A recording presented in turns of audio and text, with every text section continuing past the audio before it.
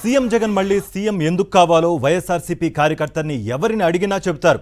కానీ విశాఖ జిల్లా భీమిలికి చెందిన ఓ టీడీపీ కార్యకర్త ఏకంగా జగన్ మళ్ళీ సీఎం కావాలని గట్టిగా కోరుకుంటున్నారు. జగన్ మళ్ళీ ఎందుకు సీఎం కావాలో ఆమె చాలా క్లారిటీగా చెప్పారు.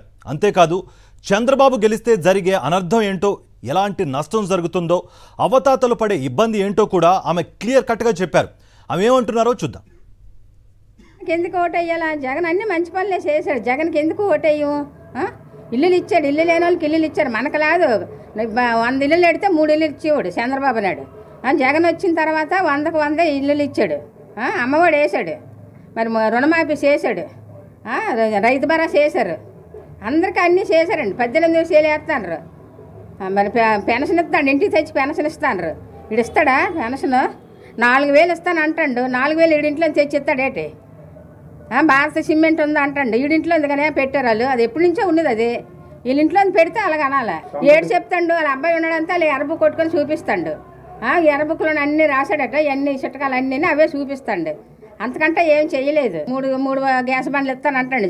గెలిచిన వరకే ఇవన్నీ. గెలిచిన తర్వాత ఏమీ ఉండదు, మళ్ళీ మామూలు అయిపోద్ది.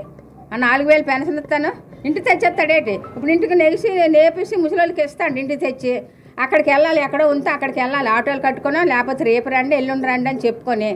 అలాగేం లేదు కదా. అన్నీ బాగానే చేశాడు జగన్మోహన్ రెడ్డి. మరి మేమైతే పక్క తెలుగుదేశం ఓటు వచ్చిన కాడి నుంచి తెలుగుదేశంకి వేసేవారు. అయినా ఈ మధ్యనే మారిపోయాం. నాకేంటో మరి అంతే. మరి నేనే కాదు, నా పక్కన ఉన్న జనాలు కూడా మారుస్తాను. అది మా పక్కన ఉన్న ఆడవాళ్ళు కూడా అటే వేస్తారు.